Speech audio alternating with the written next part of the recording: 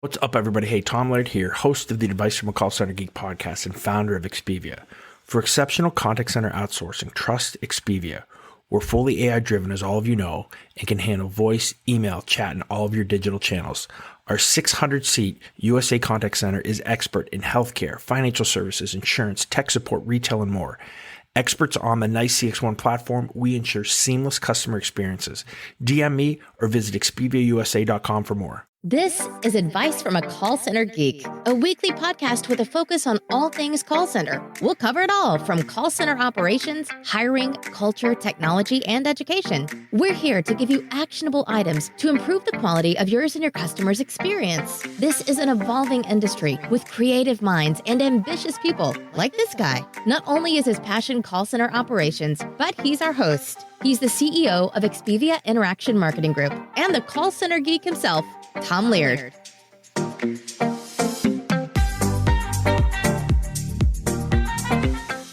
Welcome back, everybody, to another episode of Advice from a Call Center Geek. My name is Tom Laird. I'm the CEO of Expivia Interaction Marketing. We are a 600-seat call center outsourcer located here in northwestern Pennsylvania. How's everybody doing? I don't really do this normally, right? I don't normally do a Friday podcast and then do another one on kind of back to smack on Monday. But this kind of, I don't know, the topic of this podcast has been kind of ruminating all weekend long. And so I started developing it more last night and was going to do it later this week, but I'm kind of excited for it. So I want to kind of talk about it now. So as you guys know, I'm an outsourcer. So we work with clients, B2B clients, that outsource mostly their customer support, maybe their inbound marketing, maybe there's some small type outbound. We don't do too much outbound, but mostly it's inbound customer support. And, you know, I can talk all day long about why you should outsource. That's not the reason for the podcast, and you guys know I never do that.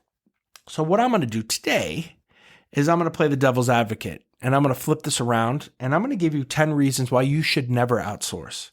Right? Why you should never use me, why you should never use anybody else that outsources. And I want you to just think some of this stuff through, because these are the kind of the reasons that it fails, right? And if these are some of the reasons or some of the things that you would plan on doing, then you should keep things internal because the experience that you're going to have with an outsourcer is going to be miserable. All right, so I'm going to get right into this, right? So here we go. Top 10 in no particular order, reasons why you should never outsource your call center. Number 1, you do not understand call center metrics, right? This happens a lot. Believe it or not, you'll have, somebody who is just put in a position to run the call center. Word comes down to, hey, let's try to outsource. This person really doesn't have a lot of experience. Maybe they came from sales or marketing, right? So they're trying to go talk to call center vendors and different call center options for them, but they don't understand the metrics that are involved, right? So I'm not going to say you'd be taken advantage of, but it just makes the experience miserable, right? When you can't talk the same type of language, understand what a service level is, or average handle time, or talk time, or after call work, or occupancy, or all those fun call center metrics and KPIs. So do some research. If you don't have that person on your team, then you're not ready to outsource. You need to understand those types of things before you go and start the process of finding someone. Number 2, you don't want to do calibrations or monitor. And you'd think that would be, I don't know, kind of intuitive or crazy that a company wouldn't do that. But there's a lot of them that just say, hey, I'm outsourcing, it's done. It's not in my hands anymore. And I disagree with that. There needs to be a real, partnership that gets built between the customer, the client, and the call center. And one of the things I think you need to do is you need to have the resources available to hold your call center partner accountable, right? That they know that you're listening to calls. So if you don't want to blind monitor, or I would say especially if you don't want to set up weekly or biweekly or at least monthly calibrations where you guys can all sit around a phone or I guess a computer now and listen and score calls to make sure that you're all on the same page, then you're doing yourself a disservice. And I would not outsource until you had that piece in there, because it's important to make sure that you're listening and you understand what's going on the other side of the phone, right? You can delegate a lot of things, but I would never delegate 100%. The total monitoring and listening. I would keep some of that. Keep some of that with you. With that, right? If you don't have a vendor manager that's solid, right? So again, these first three reasons not to outsource probably could be one, but really you need to have somebody who's the point of contact on your end that has some call center experience that can monitor, right? And that can be a person that understands the KPIs or the metrics. So if you can delegate a lot of things, but make sure that there's a really solid point of contact that's kind of dedicated to that call center partner, but they can be doing other things, but there's one voice from your company that the vendor can do. And if you guys don't want to put the resources towards that, or if it's a kind of scattered of who you're going to talk to, again, the experience is not going to go well, and I would not outsource. All right, number 4, let's get into another topic, right?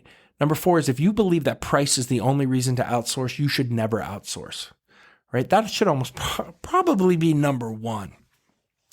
And the reason that I think you should outsource could be to save money. I think that that's probably a big reason, but it shouldn't be the only reason, because then you're missing the point of outsourcing. And for me, the point of outsourcing is to utilize all the awesome, cool tools that I have available here at a really, really good price, something that you probably can't beat internally. But if you say, listen, I don't want any of that stuff, forget your analytics. I don't want WFM. I don't want advanced reporting. I just want to do a bare bones. I want the cheapest price that you can possibly get me. You're going to be miserable. And I'm going to use that word miserable a lot because a lot of these things, that's exactly what you're doing to yourself, right? You have to make sure that while the price needs to work for you, that all of the benefits of outsourcing are also being utilized, from getting you extra data, from the reporting aspect, from the blind monitoring, to being able to have analytic data and sentiment scoring and NPS and CSAT. A lot of things you can't do internally. That's the really cool piece of the outsourcer is we have all the tools, right? You're not really a call center. Most businesses make a widget or do a service. Well, our service is service, right? So we have, and we have put in the infrastructure and built out all the really cool tools. So if you're not utilizing them and you're just looking at price, then you're making a big mistake, and it's a reason that you should keep it internal. All right, number 5, you're looking for a vendor, not a partner, right? I have been lucky in my career. The vast majority of partners or clients that we have worked for have been unbelievable people that I've learned a ton from. We've had just an awesome relationship when things would go wrong. Maybe their IT sent an email out that shouldn't have gone out to 100,000 customers, and we're getting hammered with phone calls from information that we don't have yet. We'll work through all that, right? And that's what really cool and great partnerships do. I'm available 24/7. Most call center outsources have somebody that's available 24/7, where we care about the clients that we're working for. But if you're going to treat a vendor or treat a call center like a vendor, kind of treat them like they're below you, right? Then again, the relationship is going to fail, right? If you're not a people person, if the person who's in charge of the relationship is not a people person, the relationship is going to fail. Most of the time, what we see? The person who has that attitude, they don't have number 1 and number 2, which we talked about, which they don't understand the business. They don't understand the metrics. They don't really want to monitor. They want to try to get you, right? So if somebody has that get you attitude, it's normally because they're pretty insecure with what they know. So they're trying to make themselves feel, like they know more than you. We see that a lot because it's a niche industry, right? A lot of people don't grow up and say, hey, I want to run a call center. I want to know how to do everything there is. So there's a lot of kind of ambiguity and sometimes in what clients may have a full scope of knowledge on. So again, that's another reason to partner with us, right? Because we do know everything. We want to give you that knowledge. We want to help you. We want to try to make you have the best decisions that you can.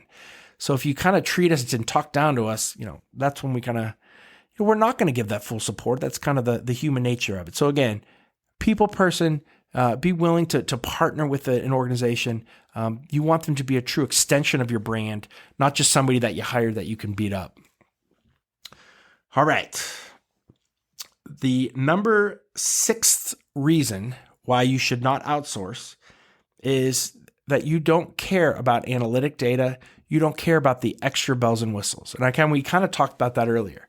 But again, anybody can get you a quote unquote, butt in a seat, right? Kind of probably shouldn't use that, but an agent in a seat, right? That's just taking calls. But again, the real reason to outsource is all this rich amount of data and all this cool technology that we can offer. So if you're not into all that, right, you're probably going to save more money and be happy if you just kept it internal and you kept the bare bones operation. So that's kind of number 6. Number 7, and I think that this one's really important and probably should be higher, even though this is in no particular order, but your training isn't tight, right? So the call center can only train with the information that we have.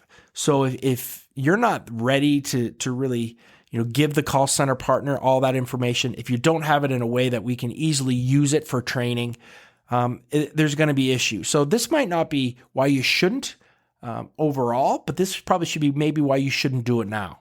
You really got to take the time to get your training in order, be able to give over documentation, whether that's digitally or whether it's literally manuals, whatever that is. It's really important to put that time in ahead of time. And if you don't have it, again, there's going to be issues. The call center is going to struggle, especially early on, and that's going to make everybody look bad. Right. So make sure that your training is tight. If it's not, then you probably should not be talking to an outsourcer yet. Number 8, the 8th reason you should not, that you think blended agents are okay. All right. And I guess there is a place for this. If it's, you're looking at third shift, you're looking for just a couple calls coming in. But if your core kind of time of when your customers are calling and you're kind of just looking for blended agents, one, it's because your call volume is not heavy enough to really outsource, which is a reason you should keep it internal, because the call center vendor or partner isn't going to care as much, right? If you're only taking a couple calls a day. So make sure you understand that. And number 2, you're not going to get the experience that you want with a blended agent. You think you're going to pay a cheaper cost, but we did the last episode on some of the tricks that call centers play. Well, if you're getting lower volume, I'm going to give you a call center is going to give you a higher per minute charge, right? So if you kind of look at the per minute charge, yes, you're not paying for a full dedicated agent, but you may be paying pretty close to it. So you got to be careful with that. If your volume is not heavy enough or high enough, and what I would tell you, your volume is heavy enough to outsource when you're at the 3 to 5 reps. That's the smallest you could ever possibly go. So I think that's where you would be. If you need to be less than that and you just want blended, I think you should keep it internal, or you should hire a couple people or have a receptionist kind of take those calls, because again, the experience will be rough. All right, number 9 is we see a lot of executives who don't have a lot of call center experience, but they've heard of some call centers, right? And I'm not going to give them free publicity on my podcast, but there's larger call centers that people have heard of. And so we see executives will say, hey, we want to be in one of these 5 top call centers, right? Quote unquote top. Basically means they're just big. I don't know how top they are. But what happens if you have a 10, 20, 30, 40 seat program and you're in a call center, company with 30,000 seats, how important you think your program is, right? If you're not willing to look at the proper size, right? If you're just kind of stuck with a name, I would keep it internal, because that experience, again, isn't going to be great. So make sure that you're looking at the right size of your program to fit the call center that you're looking for.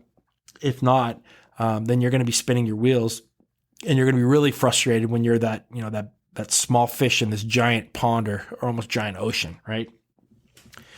And number 10 kind of tags along with this. And before you outsource, you need to make sure that you have a full buy-in from all the key stakeholders in the organization, right? We've done the most downloaded episode was episode 1 of the podcast, which I guess makes sense because it's been around the longest. But basically, we talked about who are the key stakeholders, right? Is it marketing? Is it sales? Is it the finance people? Who are the ones that really are the kind of the squeaky wheel that that drive it? Well, what I would tell you is you need to get marketing and finance and sales and everybody understanding that this is the route that we want to take. If you have one of those departments that are not into it, they're going to make it miserable for the outsourcer. They're going to make it miserable for you, and it's going to be a constant battle. If you get a full buy-in from everybody, you got a really good chance to make some things successful. But when you have that one, department, and I would even say we see this a lot with, and I don't want to shame any IT people, but IT guys seem to want to hold on to what they have internally, right? So if there's a one person or something that is is going to make the experience miserable, you gotta fix that. You got to talk to them. That's one of the main reasons we see why programs will fail is when there's not a full buy-in with the organization and they're constantly nitpicking on any possible thing that can go wrong. So that's a huge kind of piece of it. So again, I think a little something different. Hopefully that kind of gets your brain thinking if you are looking to outsource.